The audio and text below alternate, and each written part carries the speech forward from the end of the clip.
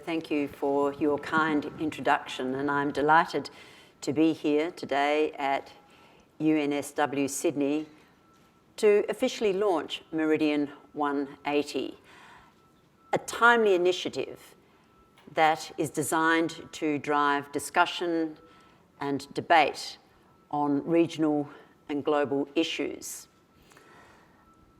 The theme focusing on trust is particularly pertinent given that we are living in a very volatile, complex, ever-changing world. We are facing dramatic change. In fact, change is the one constant in our lives. Technological advances are disrupting the way we live and work and engage on a scale and at a pace perhaps unprecedented in human history. We're witnessing a realignment of great power, perhaps the biggest realignment since the end of the Cold War. There are rising strains of populism, protectionism, nationalism around the world. Security challenges are evolving. There are asymmetric threats, terrorism attacks being carried out by non-state actors. There is a mass movement of displaced people around the world on a scale not seen since the end of the Second World War. We're facing environmental challenges that impact every corner of the globe. And perhaps one of the most significant challenges in a geostrategic sense is that the international rules-based order is under strain. That framework of conventions and institutions underpinned by international law that has governed how countries behave and towards each other over the last 70 years, that international rules-based order is not only under strain, it's under direct challenge by some actors around the world.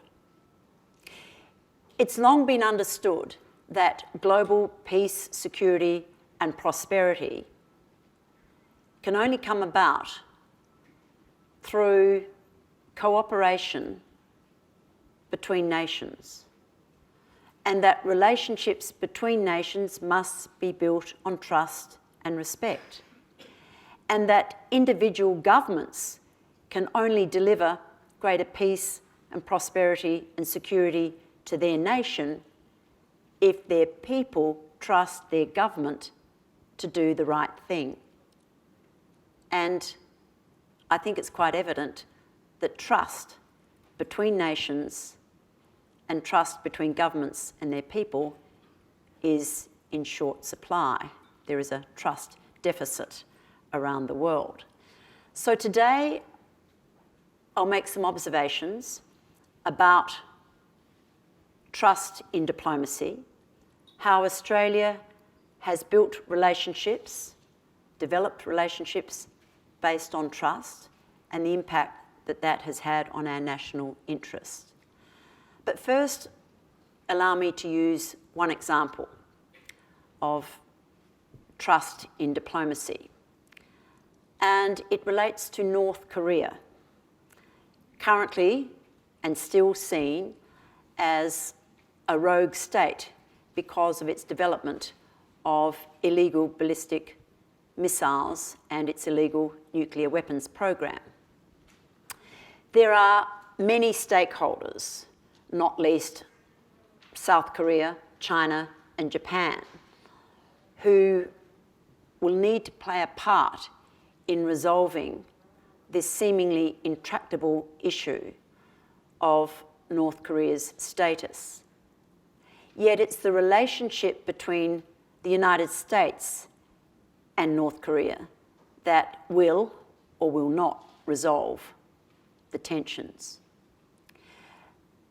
North Korea has long confounded the world, indeed successive US administrations, because while it is prepared to negotiate a peace, given that it's still technically at war since 1953, time and time again, North Korea has gone back on its word. It has agreed to weapons inspectors and then throws them out. It agrees to negotiate a peace and then continues with its illegal behaviour. North Korea has developed an illegal weapons program. It is in continued defiance of numerous UN Security Council resolutions that have led to significant economic sanctions being imposed upon it. And it has continued to threaten to develop an intercontinental ballistic missile that could be fitted with a miniaturised nuclear device that is capable of striking US mainland. Given this scenario, it was particularly concerning late last year when the United States' approach appeared to be a military strike. The consequences of that would have been catastrophic.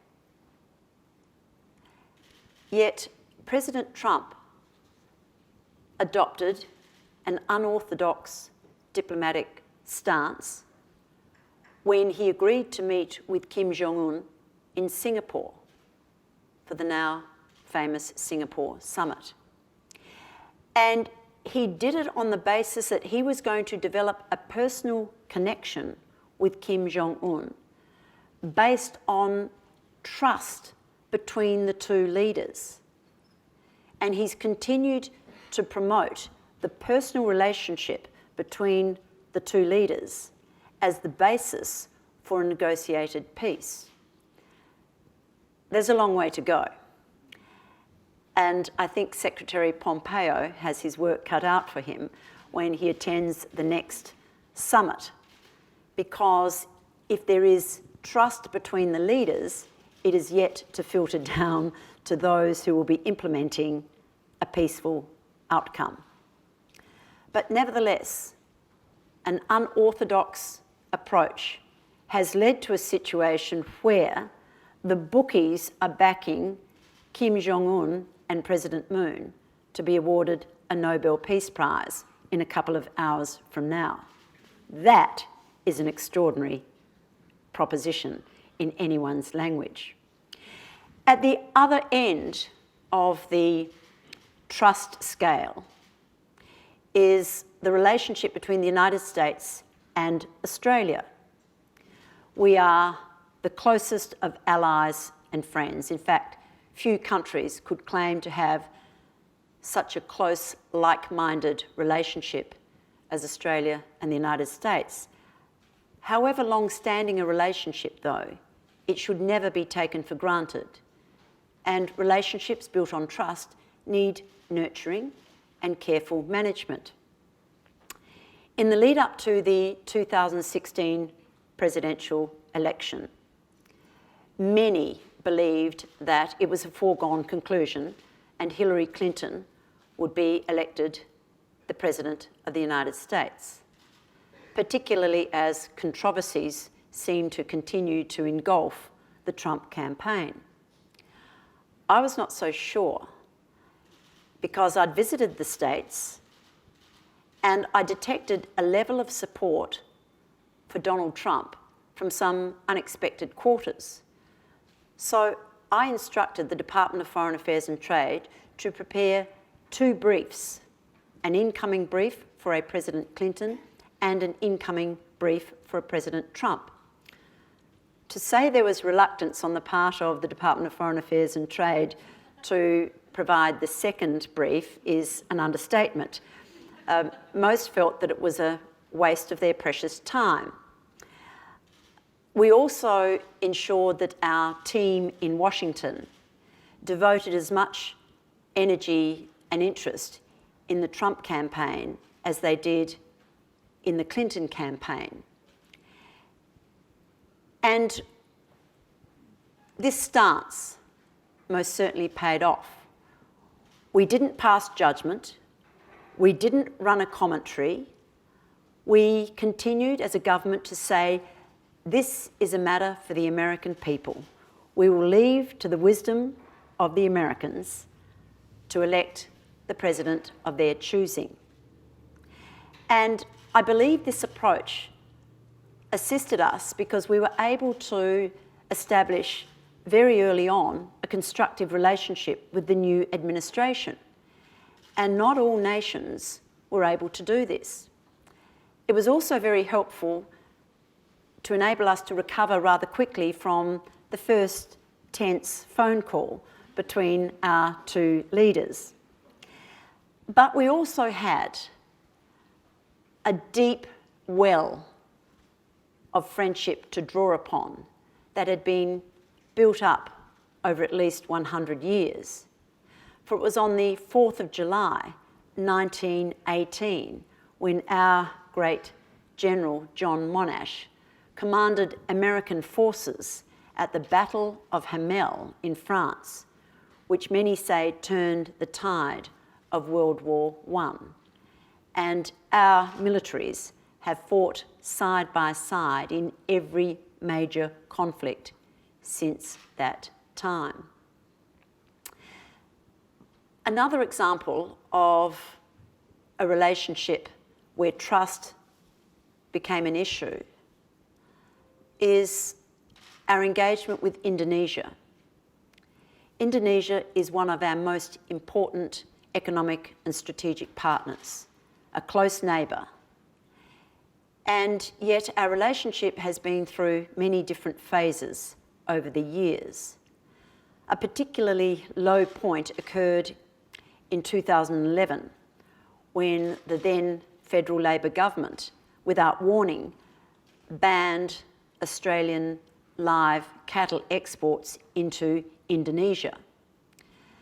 This put at risk our reputation as a reliable and trusted trading partner. And it took some time for us to recover ground. Indeed, 2 years later, when I became Foreign Minister, one of the first issues I had to deal with was the fallout with Indonesia over the live cattle exports. While seeking to manage that issue, we were then hit with the Snowden allegations to the effect that in 2009, the Australian government had sought to intercept phone calls of senior Indonesian political leaders, including President Yudhoyono's wife. Without acknowledging the accuracy or otherwise of these allegations, we set about seeking to re-establish the relationship. Indonesia had recalled its ambassador. There were significant tensions between us. But we knew we had to re-establish the relationship as quickly as possible. And at many levels of government, counterparts work hard to restore the trust that was so essential for an ongoing relationship. And a key element was our offer to deepen our cooperation in the fight against a common foe, terrorism and violent extremism. And Australia and Indonesia agreed to have much deeper and stronger cooperation in defence, security, law enforcement, and some might say, ironically, intelligence issues. And it was that level of cooperation that assisted Indonesia in its fight against terrorism, which of course is in our interests. But we have been able to re-establish a very strong relationship built on trust because we are working together to achieve an outcome. In my 9 years, 5 as Foreign Minister and 4 as Shadow Foreign Minister, I observed that Australia's voice is respected on the world stage. Our views are highly regarded. We have a reputation as an open, liberal democracy committed to freedoms, the rule of law, democratic institutions. We're an open, export-oriented market economy, and we sell our high-quality goods and services around the world. We're highly regarded as an economic power. While 54th in terms of population, we are the 13th largest economy in the world. And we have set a world record, 27 consecutive years of uninterrupted economic growth.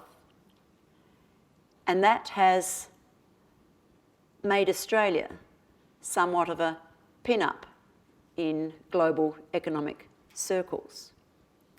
It is important for us to seek to influence regional and global affairs to the extent that we can.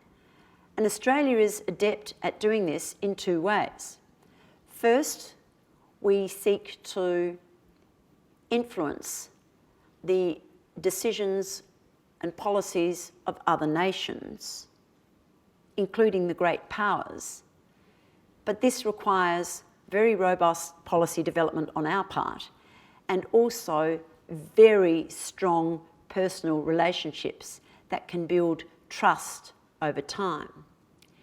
Secondly, we can seek to influence by directly implementing policies and programs, for example, through our aid program. And in this way, we have an influence over other nations, and also in partnership to achieve common outcomes, working with countries in counter-terrorism, against transnational crime, and the like. Our influence is perhaps greatest in the Pacific, and I'll turn to that in a moment. But let me give you an example of how Australia has had to build trust before we can influence. In 2006, Fiji had a military coup, and the government of the day was removed. The relationship with Australia plunged into crisis as Australia imposed travel sanctions on the leaders of the coup, and this particularly incensed Commodore, as he was then, Bainimarama, who believed that he had removed a government that was a threat to the national security of Fiji. These travel sanctions were in place for a long time, supported by successive coalition and Labor governments. However, I could see that they had served their purpose, that was to register Australia's disapproval of military coups, and that they were becoming counterproductive because Fiji was turning to others to partner with them for their development and security needs. That couldn't be in Australia's national interest. And so, well before the 2013 election, I decided that we had to normalise our relations with Fiji. I met with Fiji's foreign minister, and I accepted that Fiji would return to a democracy by holding elections in 2014, some 8 years after the coup. And on coming to government, I unconditionally withdrew the travel sanctions because I was sending a message of trust. I'll take you at your word that you will have elections in 2014 and our relations can normalise. And that has been the case. As Foreign Minister, I believed one of my priorities was to build those relationships, was to build that trust. And there were many challenges. Our relationship with China is vitally important to Australia, and yet it requires constant management, careful, constant management. We are two very different countries, very different outlooks, but together we can achieve some good things for our region. A particular focus on the ASEAN countries, ASEAN being central to the peace and stability of our Indo-Pacific region. But there was no priority higher than our commitment to step up our engagement with the nations of the Pacific.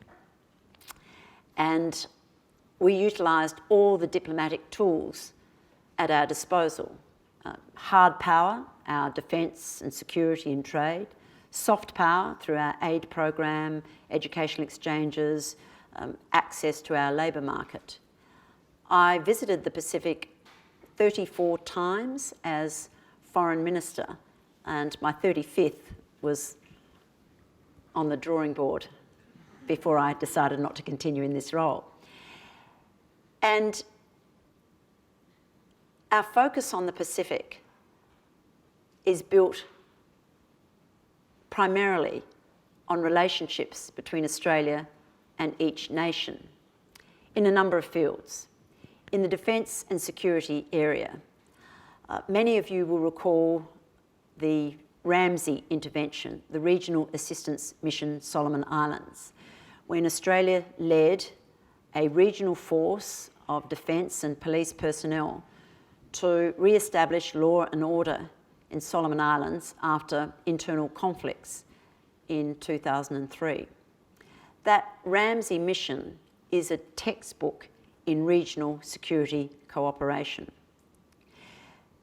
We have also provided over years, gifted Pacific patrol boats to each Pacific nation so that they can secure their borders and manage their security, whether it be protection against illegal fishing or transnational crime. The fact that they have their own patrol boats has given them some control over their sovereignty, and bigger and newer and faster boats are about to be delivered. They're being built in my home state of Western Australia.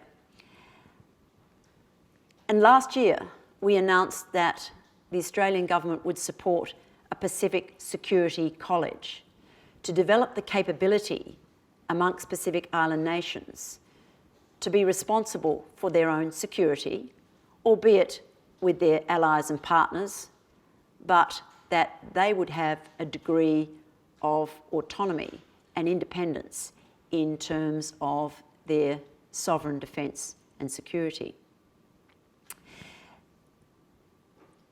One of our closest friends and neighbours is Papua New Guinea, and it's the only nation that Australia has had administrative control over in our history.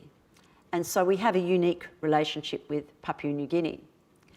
It became apparent to me that there was a very low level of trust between the people of PNG and their government of the day, and that trust in their public service had also declined. And so the Australian government has established, in partnership with the PNG government, a school of leadership and governance at the University of PNG. They are beautiful buildings, but it's more than a symbol. We are actually retraining or training the entire Papua New Guinea public service. Courses on accountability and transparency and integrity and ethics, as well as specialised courses in their area, whether it's treasury or finance or environmental defence. And this beautiful new precinct will be officially opened at the APEC meeting in November that's being held in Port Moresby. Already 2,500 public servants from PNG have been through our School of Leadership and Governance. Two other areas where Australia has been able to influence the decisions and outcomes of our friends in the Pacific. One, we are providing access to our labour market. This is probably what the Pacific Island wish for above all else, to give their people an opportunity to gain a living, to gain skills and bring them back to their home country. We started with the seasonal workers program, giving workers in the Pacific an opportunity to work through our agricultural, horticultural seasons for up to 6 months, where Australian workers were not available. The remittances that they sent home, on average about $5,000 for a season, have gone to building sustainable economic outcomes in their home countries. This year, I announced that we would expand the seasonal workers program to a Pacific labour scheme that would cover much broader areas of the Australian economy where there is a shortage of workers in hospitality and tourism and aged care, as well as agricultural, horticulture, forestry, a whole range of areas. And Pacific Island workers can seek visas of up to 3 years and also gain skills, Certificate 3, Certificate 4 skills. This will transform both the Australian economy and also the economies of our Pacific Island nations. And very few other countries can offer that opportunity for the Pacific. One other program that's particularly dear to my heart that will have long-term consequences, I believe, is the new Colombo Plan. Some of you will remember the original Colombo Plan that was established in the 1950s that brought students from the Asia Pacific to Australia to study in our universities, live amongst our families, gain skills and qualifications, and then go back to their country to utilise those qualifications and skills in building their nations. Over 30 years, about 40,000 young people gained a qualification from an Australian university. And it was always a delight to meet cabinet ministers from Singapore or Malaysia who had such a warm and deep rapport with Australia because they had been Colombo Plan scholars. Well, I decided it was time that we reversed that, and we established, cunningly called the new Colombo Plan, and the Australian government supports Australian undergraduates, the young people in our universities, to live and study and undertake an internship in one of 39 locations across the Indo-Pacific. We started with a pilot in 2014 with 4 locations: Indonesia, Singapore, Japan and Hong Kong.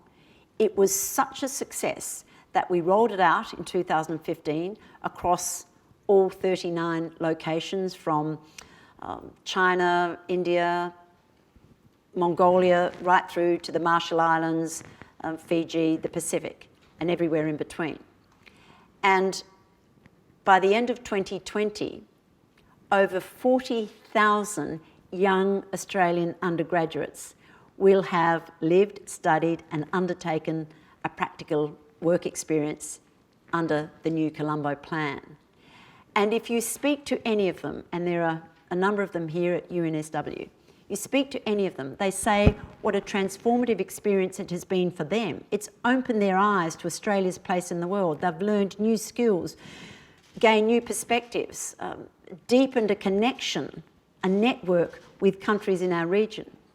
But from the Australian government's point of view, this is one of the best investments that we can make in foreign policy terms. Generations of young Australians who have experienced life living in a country in our region where we desperately need to build personal connections. I believe the new Colombo Plan will have immense implications, positive implications for Australia's engagement in our region for generations to come, all right, decades to come. My last point about building relationships is another passion of mine, and that is the empowerment of women, particularly in the Pacific. We have put in place a number of initiatives and policies and programs to empower women in the Pacific, because I truly believe that no nation will reach its potential unless it fully engages with and harnesses the skills and ideas and energy of the 50% of the population that is female. In the Pacific, leadership amongst women is rare. Only 5% of the parliamentary positions are filled by women. In Papua New Guinea, for example, the largest economy in the Pacific, a country of some 8, possibly 9 million people, there are 100 parliamentary places, not one woman is in the PNG Parliament. So we have a number of initiatives in place, boosting their financial empowerment, their leadership opportunities, but one particularly stands out for me, and it's a mentoring program between Australia and the Pacific. We focused on a pool of women from the Pacific, those who had been awarded an Australia award. In other words, they had done their master's or PhD at a university in Australia and gone back to the Pacific. We've contacted those women to find out what they're doing now. And in many cases, they are certainly not reaching their potential or contributing as they could to the betterment of their nation. So we've set up a formal mentoring program between women and men in Australia and these Pacific women, potential leaders of the Pacific. For example, a young woman in Vanuatu wants to be the Auditor General of Vanuatu. She hasn't got many ideas on how she's going to achieve that, but we have connected her with the Chief Government Whip of our government, Nola Marino, and she is giving advice and support and providing a shoulder and ideas, and they are connecting on a regular basis. And many other business women and political leaders have offered to be part of this mentoring program. So I hope that I've given you some ideas on the role that trust plays in diplomacy and the importance of relationships built on trust. It requires constant reinforcement. It requires long-term thinking and commitment. But for Australia to reach its potential and for Australia to continue to be an influential voice in our region and globally, we need to build trust. We need to embrace trust in all our relationships, and that is a never-ending task. On that note, I am delighted to formally launch Meridian 180 here at UNSW Sydney.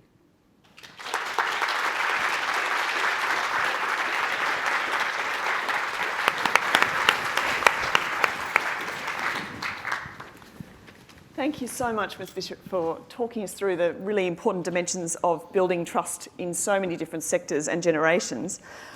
We are going to have some questions now from the floor, and I'd ask anyone who has a question to make their way to one of the two microphones at the sides of the room. But before that, I wanted to ask you a question that goes really to this point about the challenge of building a personal relationship in sometimes fraught circumstances. And I wanted to ask about a particular moment that I know was pivotal to your leadership as Foreign Minister. And that's that meeting that you had with Vladimir Putin in Milan in 2014. Yes. One imagines that that was a meeting that was entered into with a sense of mutual distrust.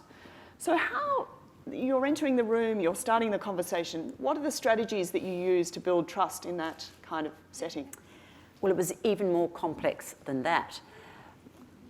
The downing of MH17 had occurred, killing all 298 passengers and crew on board. 38 were Australian citizens or residents. And we had publicly attributed blame to Russia in advance of the finalisation of an investigation. That was based on the very best intelligence that we could access, and I stand by that assessment. Nevertheless, our Prime Minister at the time had said on national television that he intended to shirt front President Putin over the incident. And there was a great deal of anticipation of the upcoming ASEM meeting, the Asia-Europe meeting, when Prime Minister Abbott would meet with President Putin and the world would witness an Aussie shirt front.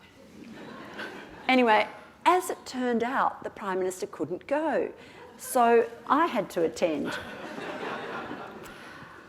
We were sitting in this very elegant conference room in Milan with all the world leaders from Asia and Europe around the table. I was probably the only foreign minister representing a leader there. And I was sitting opposite President Putin, and he hadn't agreed to a bilateral meeting with me, nor did I expect it because I'm a foreign minister and I wasn't his counterpart. But I had to speak to him about MH17 and Russia's lack of cooperation. So at a point in the proceedings, I saw that his advisors had left him for a cup of coffee or a break of some description, and he was alone at the table. So I hot-footed around the other side and tapped him on the shoulder and said, "President Putin, I'm Julie Bishop, Australia's Foreign Minister."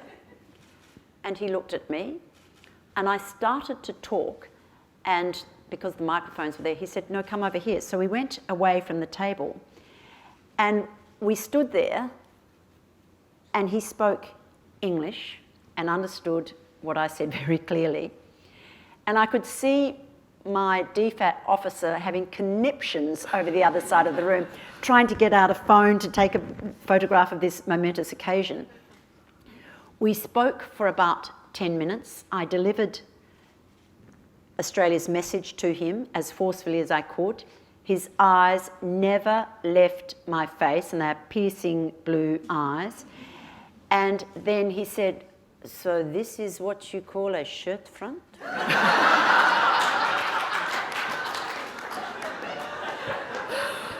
I said, "It's more of a diplomatic buttonholing."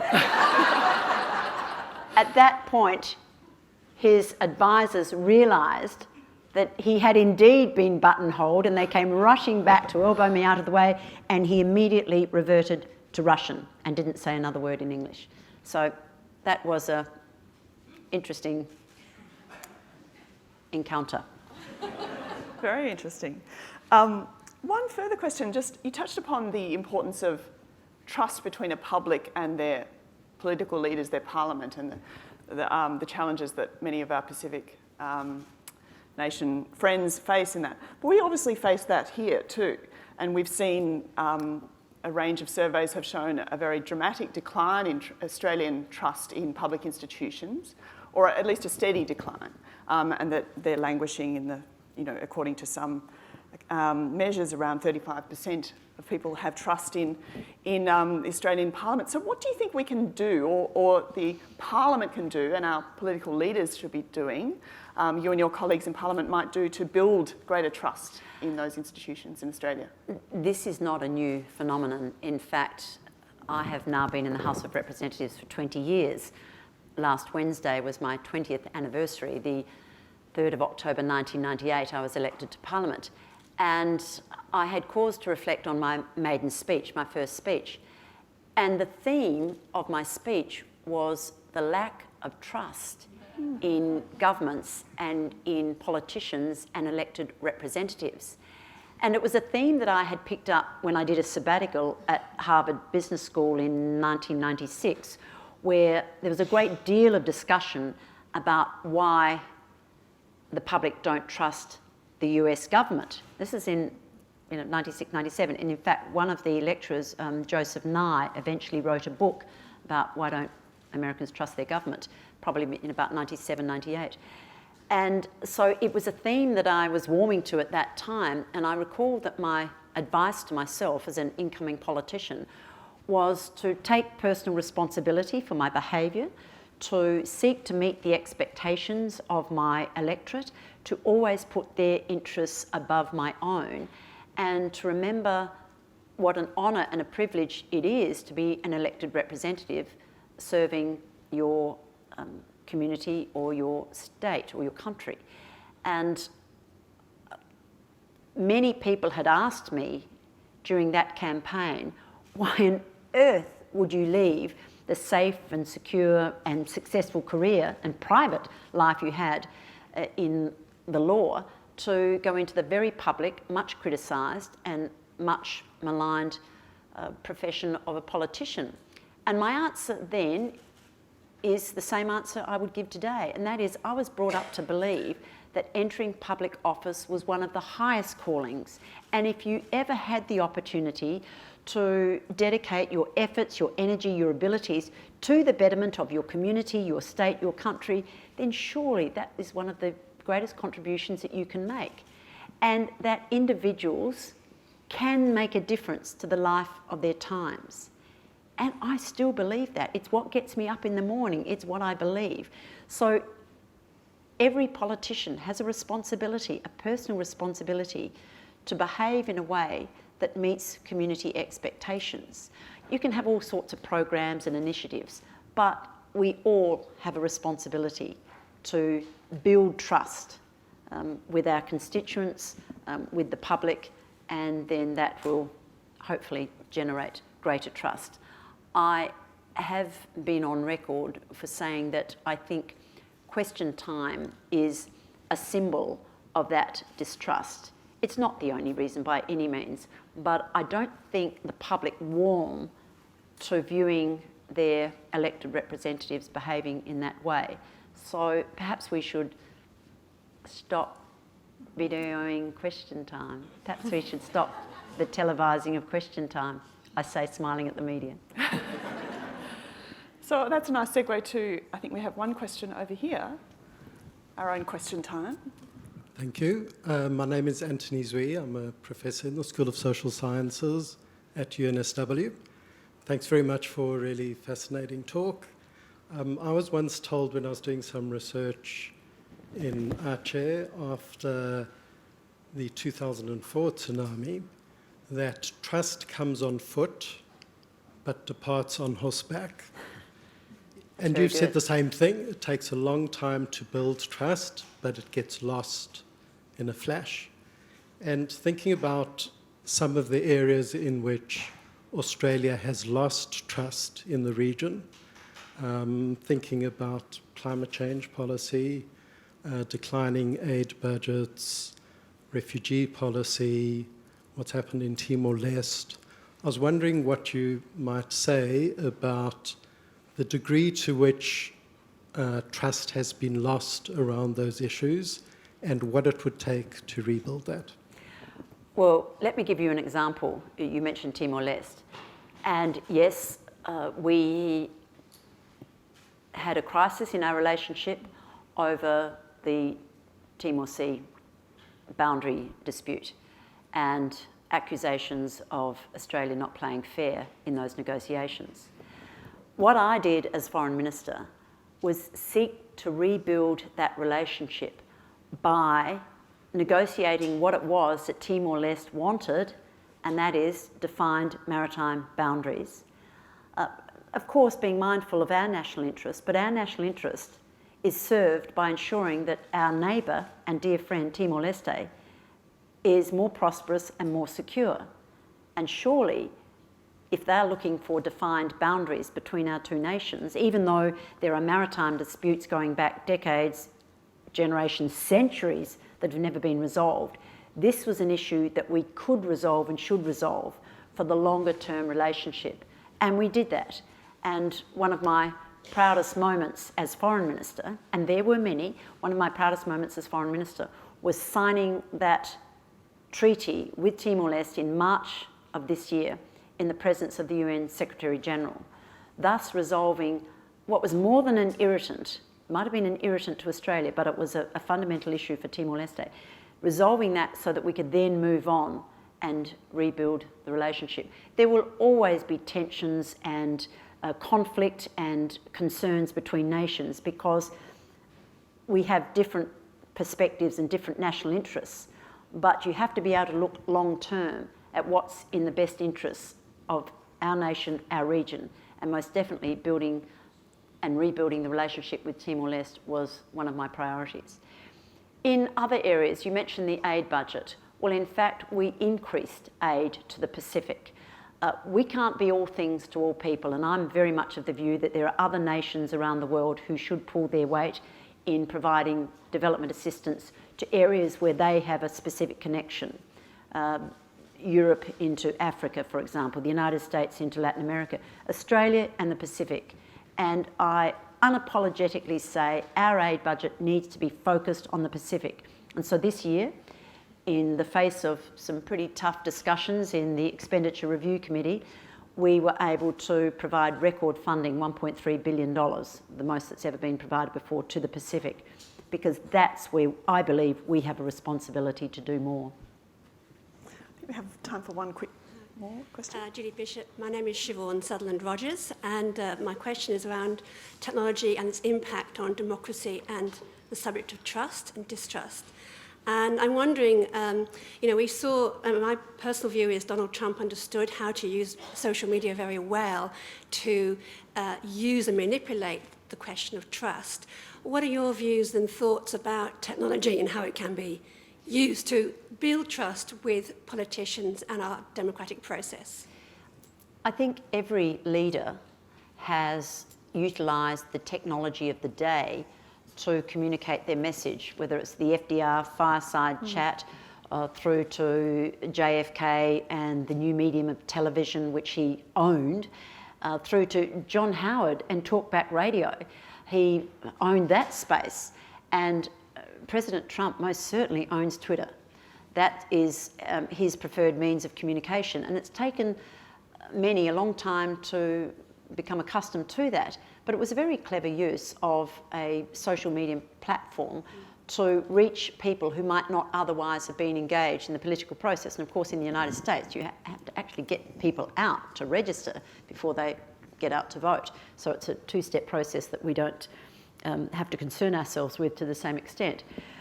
Technology is absolutely fundamental to the democratic process.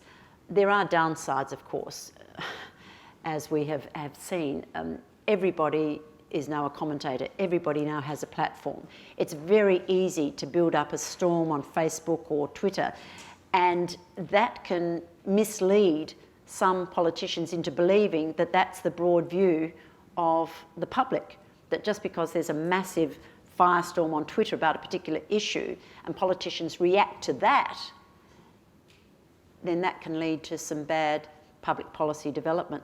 So I think that one has to embrace technology but also use it cautiously.